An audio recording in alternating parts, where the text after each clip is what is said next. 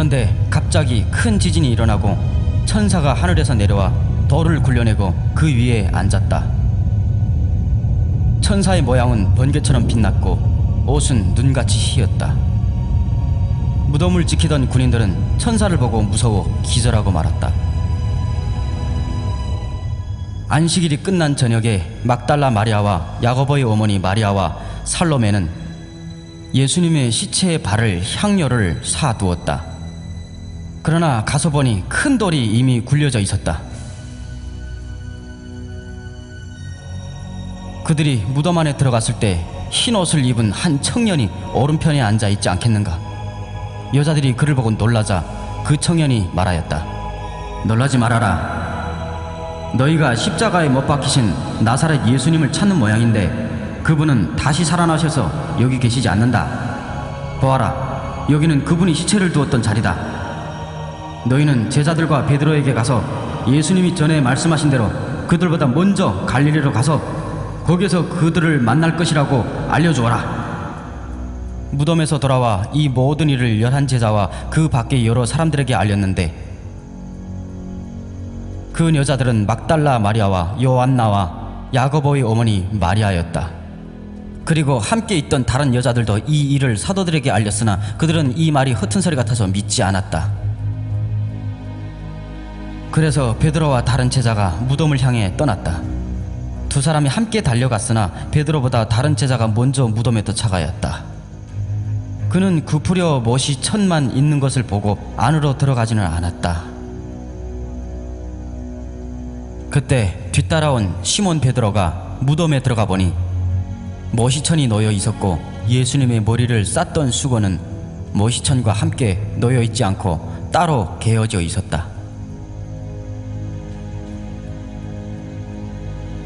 그제서야 먼저 무덤에 왔던 다른 제자들도 들어가 보고 믿었다.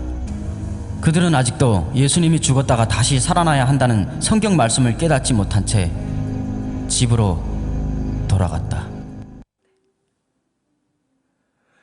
네, 예수님께서 십자가에 달리시고 죽으신 사건과 3일 만에 다시 살아나신 부활의 사건은 이 사실을 믿고 안 믿고를 떠나서 모르는 사람이 거의 없을 정도로 유명한 사건입니다.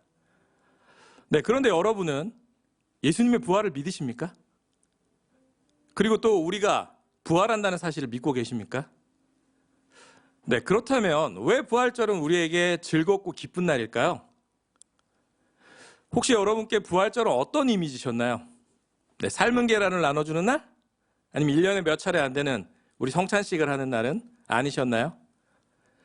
네, 예수님께서 부활하셨다니까 교회의 중요한 절기 같긴 한데 아니 예수님은 신이니까 부활하는 게 당연한 거 아닌가? 네, 이렇게 대체 예수님의 부활은 나에게 어떤 의미가 있을까? 혹시 이런 생각을 해본 적 없으신가요? 네, 혹시 이런 질문이 있으셨다면 오늘 저와 함께 예수님의 부활의 의미가 우리에게 중요한 이유에 대해서 함께 한번 살펴보도록 하겠습니다. 네, 여러분, 사랑의 가장 최종 형태가 어떤 것이라고 생각하시나요? 네, 저는 사랑하는 대상을 위해 자신의 생명을 버리고 희생하기까지 사랑하는 것이라 생각합니다. 네, 그리고 우리 예수님은 실제로 그렇게 하셨습니다. 창조주가 우리를 사랑하셨고 우리를 위해 이 땅에 오셔서 십자가에 달려 죽으셨습니다. 네, 이 사건을 가장 잘 정리한 말씀이 있는데요. 이사야서 53장 5절에 6절 말씀입니다. 그러나 그가 찔린 것은 우리의 허물 때문이고 그가 상처를 받은 것은 우리의 약함 때문이다. 그가 징계를 받음으로 우리가 평화를 누리고 그가 매를 맞음으로 우리의 병이 나았다. 우리는 모두 양처럼 길을 잃고 각기 제갈 길로 흩어졌으나 주께서 우리의 모든 죄악을 그에게 지우셨다. 아멘. 네, 예수님의 오심과 그리고 희생 죽음은 우리를 위해서이시며 우리를 사랑하셔서 행하신 가장 숭고하고 위대한 사랑입니다. 네, 그런데 믿지 않는 분들의 시선으로 얘기를 한번 해볼까요? 네, 그분들은 예수님이 창조주이시고 구원자이신 것을 믿지 않습니다. 그냥 역사상 위대한 인물 정도로 생각을 하죠. 네, 그래서 인류 역사상 많은 위대한 인물들이 이런 숭고한 사랑과 희생의 모습을 보여주었습니다. 그렇다면 과연 예수님이 이런 위대한 위인들과 다른 점이 무엇일까요? 네, 수많은 위대한 위인들은 시간이 지나면 다 사라져갑니다. 네, 그들은 때로는 동상으로, 때로는 뭐 책으로 또는 지폐에 남겨지기도 하지만 고작 그렇게 기억될 뿐입니다. 네, 심지어 예수님 때도 그런 자들은 있었죠. 한때는 유대인을 구원할 메시아로 여겨졌던 마카비란 인물도 있었고요. 그리고 사도행전에 보면 바리새인 가말리엘이 사도들이 성전에서 기적을 일으키고 사람들을 동요시키자 이런 얘기를 하죠. 전에도 갈릴리 유다란 자가 사람들을 소동케 했지만 곧 잊혀졌다. 네, 이렇듯 인류 역사를 보면 헌신적인 사랑, 위대한 사랑을 보여준 위대한 인물과 사상가, 종교 지도자는 많았습니다. 그리고 그들의 업적과 정신은 지금까지 일부 이어지기도 합니다. 하지만 사람은 죽음을 절대로 피할 수 없고 그들의 정신은 생명력을 가지고 이어지지는 못합니다. 하지만 우리 예수님은 죽음을 이기고 부활하셨습니다. 이 세상에 사후세계를 이야기하는 종교는 무척 많습니다. 거의 대다수의 종교가 죽고 난 후에 누리게 되는 사후세계에 대해서 얘기를 합니다. 그런데 어떠한 종교도 부활을 중심으로 삼는 종교는 없습니다. 네, 그렇습니다. 기독교는 부활을 중심으로 삼는 종교입니다. 우리는 성탄과 부활절을 축으로 교회력을 통해 1년을 살아갑니다. 그리고 우리는 매주 예수님이 부활하신 주일에 예배를 드립니다.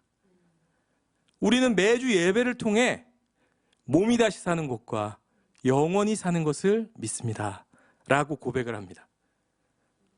네, 예수님의 부활은 죽음의 권세를 이기시고 승리하셨음을 보여준 역사적인 사건입니다. 성경은 죽음이 죄로 인한 하나님의 저주에서 온 것이라고 가르치고 있습니다. 그런데 예수님이 죽음을 이기시고 살아나셨습니다. 네, 우리의 죄의 문제를 해결하신 거죠. 어느 누가 죽음을 이길 수 있나요? 네, 예수님이 다시 살아나셨다는 사실은 예수님이 생명의 주관자이심을 의미하는 겁니다. 네, 그렇기 때문에 우리 또한 예수님처럼 다시 살아날 것이고 그리고 영원한 생명으로 초대받았음을 보여주신 첫 번째 사례이자 모델입니다. 네, 그렇습니다. 성공한 모델이 있기 때문에 예수님의 부활은 그리고 우리의 부활은 그리스도인들에게 기대이자 소망입니다. 그리고 기대와 소망을 가진 사람은 변화됩니다. 네, 소망이 있는 사람은 고난과 두려움을 이겨냅니다. 네, 예수님의 제자들 역시 그랬습니다. 네, 예수님의 제자들은 예수님이 잡히셨을 때 무서워서 도망갑니다. 지난주에도 얘기했지만 베드로는 3번이나 부인을 했어요. 그리고 3일 동안 두려워 떨면서 숨어 있었습니다. 예수님과 3년 동안 같이 먹고 자고 말씀을 배우고 심지어 눈앞에서 수많은 기적과 그 감동적이고 은혜스러운 순간들을 함께한 제자들이 고작 죽음 앞에서 두려움에 떨고 있습니다. 그리고 뿔뿔이 흩어지기까지 하죠. 심지어 예수님이 중간중간에 나타나셔서 갈릴리로 가 있어라라고 하는데 거기서 다시 고기잡이에요. 생업으로 돌아갑니다. 다시. 그런데 그랬던 제자들이 부활의 주님을 직접 만나고 목격한 후에 변화하기 시작을 합니다. 그들은 부활의 모델을 직접 보았고 그리고 기대와 소망이 생겼습니다.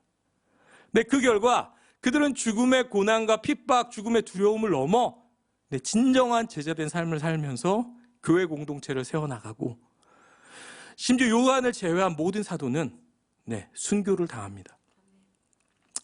그렇게까지 의심이 많았던 예수님의 그 못자국난 손에 손가락을 넣어봐야지만 믿을 수 있었던 의심이 많았던 도마는 그렇게 교통이 어렵고 힘든 시기에 인도까지 가서 선교를 한 흔적을 남기기도 했습니다. 그렇게 제자들의 복음 전파는 2000년의 시간을 넘어서 그리고 전 세계를 돌아 이 머나먼 한국 땅까지 이르렀습니다.